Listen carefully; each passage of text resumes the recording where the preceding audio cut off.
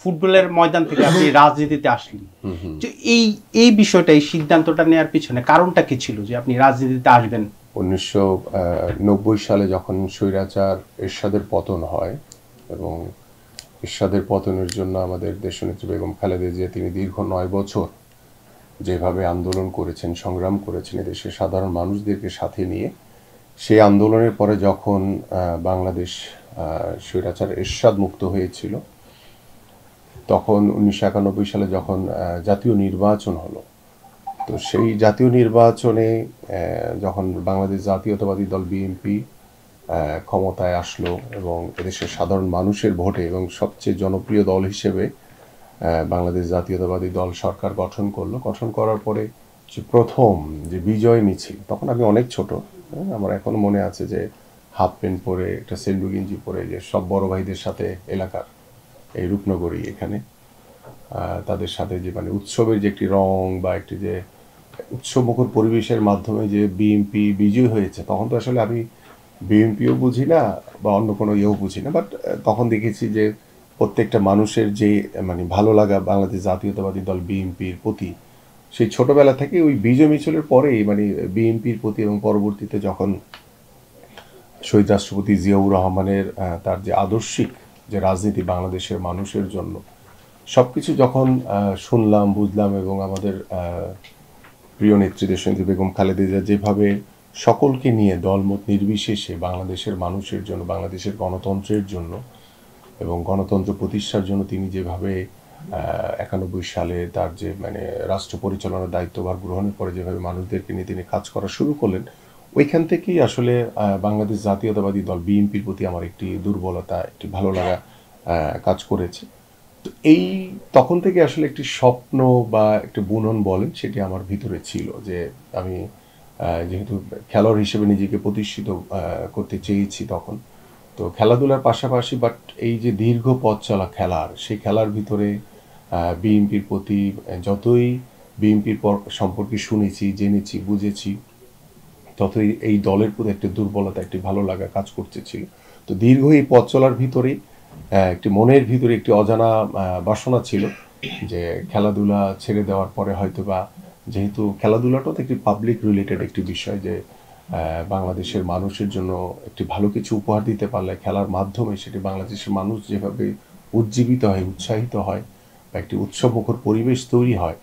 তো সেই প্রেক্ষাপট থেকে খেলাধুলা ছেড়ে দেওয়ার পর একটি নিজের ভিতরেই একটা স্বপ্ন ছিল যে বাংলাদেশ জাতীয়তাবাদী দলের রাজনীতির মাধ্যমে নিজেকে বাংলাদেশের মানুষের সেবা করার যে সুযোগ, বাংলাদেশের মানুষের যে অধিকার প্রতিষ্ঠা করার জন্য যে নিজের একটি চিন্তা, একটি স্বপ্ন নিয়ে কাজ করার, সেই স্বপ্ন বাসনা থেকেই কিন্তু আসলে 2014 সালের 5ই মার্চ আমি বাংলাদেশ জাতীয়তাবাদী দলের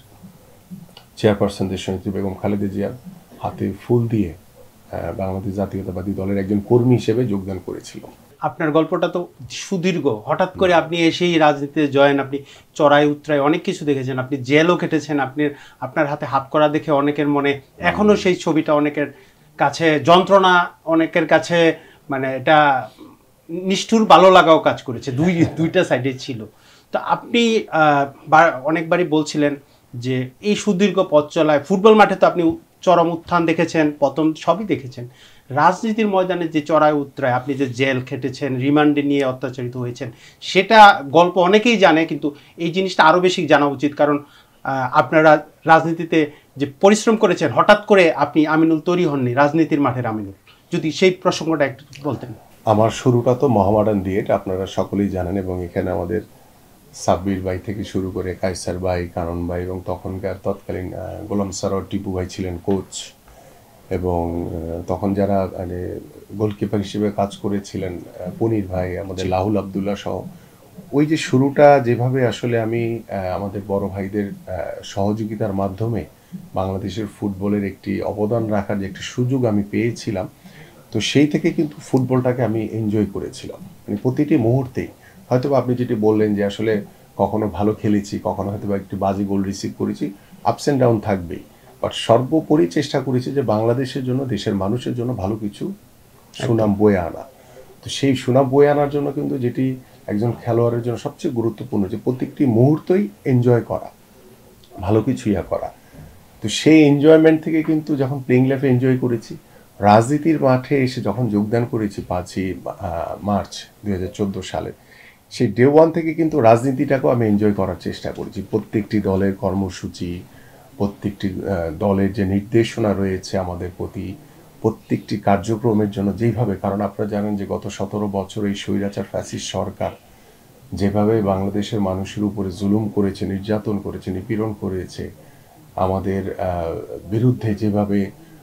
হাজার হাজার লক্ষ লক্ষ মামলা দিয়েছে,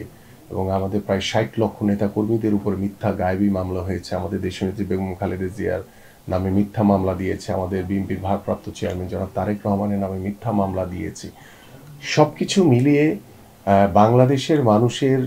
স্বাধীনতার পরবর্তী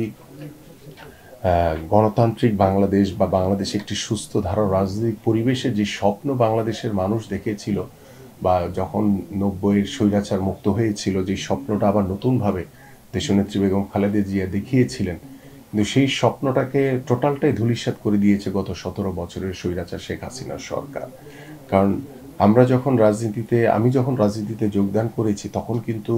বাংলাদেশের একটি ভয়াবহ একটি পরিস্থিতি 2014 সাল। সেই 14 সালের সময় আমি যখন রাজনীতিতে যোগদান করি, তখন অনেকেই আমাকে বলেছিল, আরে এই সময় কেউ যোগদান করে কিনা, তুমি কি দরকার রাজনীতি করো, অনেকেই নেগেটিভ কথা বলেছে, কেউ পজিটিভ, কেউ কিন্তু খুব বেশি বলেন, অ্যাকসেপ্ট আমার ফ্যামিলির মেম্বাররা ছাড়া। কারণ আমি যেহেতু ছোটোবেলা থেকে একটি স্বপ্ন, একটি বাসনা ছিল যে আমি বাংলাদেশ জাতীয়তাবাদী দলের একজন কর্মী হিসেবে কাজ করব। তা আমি চিন্তা করেছিলাম যে যেহেতু রাজনীতির সবচেয়ে দুঃসময় ছিল ওই 2014 সালটা, 14-15 সাল, তো ওই দুঃসময়ে যদি আমি দলের একজন কর্মী হিসেবে দলের পাশে থেকে কাজ করতে পারি, এটা আমার কাছে ভালো লাগবে। কারণ সুসময়ে তো লোকের অভাব হয় না, বা দুঃসময়ে লোক কিন্তু পাওয়া যায় না। তো ওই চিন্তা থেকে কিন্তু আমি সেই দুঃসময়ে আমি যোগদান করেছি, এবং যোগদানের পর থেকে আপনি জানেন যে ডে ওয়ান থেকে যেভাবে ফুটবলটাকে এনজয় করেছি, রাজনীতিটাকে এনজয়ের মাধ্যমে, যেহেতু রাজনীতিতে অনেক চড়াই উতরাই পার হয়ে মামলা হামলা, অনেক জুলুমের শিকার হয়েছি, ঘরে থাকতে পারি নাই, আমার পরিবারের উপরে নির্যাতন হয়েছে, আমার উপরে নির্যাতন হয়েছে, শারীরিকভাবে নির্যাতন করেছে। লাস্ট যে জুলাইয়ের যে 20 তারিখে যে মধ্যরাতে অ্যারেস্ট হয়েছি, এবং দীর্ঘ 13 দিন আপনার ডিবি রিমান্ডে ছিলাম, ওইখানে শারীরিকভাবে আমাদের গায়ে হাত তুলেছে, নির্যাতন করেছে, এবং মানসিকভাবে বিভিন্নভাবে যে প্রেশারাইজ করেছে। প্রত্যেকটা ছিল হলো এই অবৈধ সরকারের বানোয়াট একটা খেলা, এবং তারা জোর করে ক্ষমতায় নিজেদেরকে ধরে রাখার জন্য তারা রাষ্ট্রীয় যন্ত্রগুলোকে যেভাবে ব্যবহার করেছে, পুলিশ প্রশাসনকে যেভাবে ব্যবহার করেছে, বিভিন্ন সিভিল প্রশাসনকে যেভাবে ব্যবহার করে রাষ্ট্রীয় প্রতিষ্ঠানগুলোকে ধ্বংস করে দিয়ে গেছে। তো সেই প্রেক্ষাপট, যে স্বৈরাচারের যে ভয়াবহ যে একটি রূপ, একটি যে চিত্র, যে চরিত্র, সেটি কিন্তু আমি সহ বাংলাদেশের জাতীয়তাবাদী দলের প্রত্যেকটি নেতাকর্মীর উপরে যেভাবে ভয়াবহ নির্যাতন করেছে, যেভাবে আপনারা জানেন যে গত 17 বছর আমাদের বহু নেতাকর্মীদেরকে গুম করা হয়েছে, বহু নেতাকর্মীদেরকে হত্যা করা হয়েছে, বহু নেতাকর্মীরা এখনও পঙ্গুত্ব বরণ করে অসহায় জীবনযাপন করছে। এবং গত জুলাই আগস্টের যে সরকার পতনের মাধ্যম, মানে অবৈধ ফ্যাসিস্ট সরকারের পতনের মাধ্যমে আপনারা দেখেছেন যে আমাদের ছাত্রদেরকে কিভাবে গুলি করে হত্যা করেছে, এবং আমাদের বিএনপি নেতাকর্মীদেরকে যেভাবে গুলি করে হত্যা করেছে, সাধারণ মানুষকে পাখির মতো গুলি করে হত্যা করেছে। তো দীর্ঘ 17 বছরের এই স্বৈরাচার শেখ হাসিনার পতনকে নিশ্চিত করার জন্য আমাদের বিএনপির ভারপ্রাপ্ত চেয়ারম্যান জনাব তারেক রহমানের যে অক্লান্ত পরিশ্রম, নিরলস যে চেষ্টা, বাংলাদেশ জাতীয়তাবাদী দলের প্রত্যেকটি নেতাকর্মীকে ঐক্যবদ্ধ করে, উজ্জীবিত করে এবং সুসংগঠিত করে তিনি যেভাবে এই স্বৈরাচার শেখ হাসিনার পতনকে নিশ্চিত করার জন্য জুলাই আগস্টের যে রূপকার হিসেবে তিনি কাজ করেছেন, এবং তারই নেতৃত্বে গত জুলাই আগস্টে যেই জনতার যে গণঅভ্যুত্থান হয়েছে, ছাত্রদের যে গণঅভ্যুত্থান হয়েছে, সেই গণঅভ্যুত্থানের মাধ্যমে বাংলাদেশ যখন স্বৈরাচার মুক্ত হয়েছে, বাংলাদেশ নতুনভাবে স্বাধীন হয়েছে। বাট এই জায়গাটা একটি কথা আমি বলতেই হয়